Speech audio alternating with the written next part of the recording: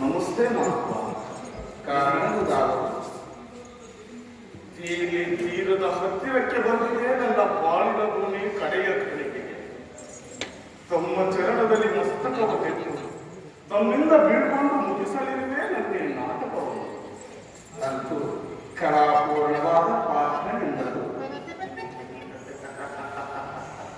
ಚೆನ್ನಾಗಿ ಕಳೆಕಟ್ಟಿದ್ದಲ್ಲದೆ ಕಳೆಕಟ್ಟಿದ್ದಲ್ಲದೆ ಈ ಭೂಮಂಡಲವನ್ನೇ ಬೆರಗುಗೊಳಿಸಿತು ನಿನ್ನಯ ಘಾತಕ ಕಾರ್ಯಕ್ರಮ. ಓ ವಿಘಾತಕ ಮೂರ್ತಿ, ಈ ಕುರುಕ್ಷೇತ್ರವೇ ಸಾಕ್ಷಿಯಾಗಿದೆಯೇ ನಿನ್ನ ಪಾತ್ರ ವಿನಯ ನೈಪುಣ್ಯಕ್ಕೆ. ಕೃಷ್ಣ, ಈ ಸಂಸಾರ ಸಮುದ್ರದಲ್ಲಿ ತೇಲಾಡುವ ಭಾರತ ಭೂಮಿಯೊಂದು ದೊಡ್ಡ ದೋಣಿ. ಈ ದೋಣಿಯನ್ನು ತುಂಬಿದೆ ಕೇವಲ ಮನುಜ ಕುರಿ ಹಿಂಡು. ಅಂತೆಯೇ ನಿನ್ನಂತ ಚಾಣಾಕ್ಷರ ಕರತಾಳದಲ್ಲಿ ಕುಣಿಯುತ್ತಿದೆ ಈ ಜಗತ್ತು. ಓ ಶಕ್ತಿ ದೇವ, ದಂಡಿಸದೆ ದೇಹವನ್ನು ಖಂಡಿಸದೆ ಭೋಗವನ್ನು ನೀ ಸಾಧಿಸಿಕೊಂಡೆವೋ ನಿನ್ನ ಕೊನೆಯ ಧ್ಯೇಯವನ್ನು. ಆದರೂ ನಿನ್ನ ತಂತ್ರಜಾಲದಲ್ಲಿ ಬಿದ್ದು ಚೋತಾಡಿದನು, ಮೊನ್ನೆ ಬಲು ಪೇಚಾಡಿದನು ಕೃಷ್ಣ ಸಾಧಿಸಲು ಧ್ಯೇಯವನ್ನು. ಆದರೂ ಅಷ್ಟೇನು ಹೊರಗಲಿಲ್ಲ.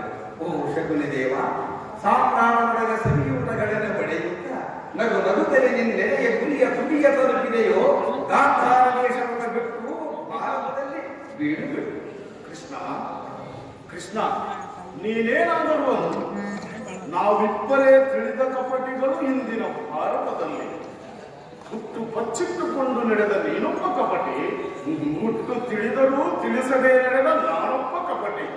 ಒಟ್ಟಾರೆ ಇಬ್ಬರು ಯಶಸ್ವಿಯಾದರೂ ಒಂದೊಂದು ಸ್ಥಾನ ದೊರಕಿಸಿಕೊಂಡು ಆ ದೇವರಾಜ್ಯವೇ ಈ ಧರೆಗಿಳಿದು ಬಂದಾಗ ನನ್ನ ಸ್ಥಾನ ನಿನ್ನ ಸ್ಥಾನ ಒಂದಾಗಿ ನವಯುಗದ ಸರ್ವಾಂಗ ಸುಂದರವಾದ ಸ್ಥಾನವಾಗುವುದು ಸತ್ಯವೇ. ಸತ್ಯಕ್ಕೂ ಸತ್ಯ ಅಷ್ಟೇ. ಕೀರ್ತಿ ಮಾತ್ರ.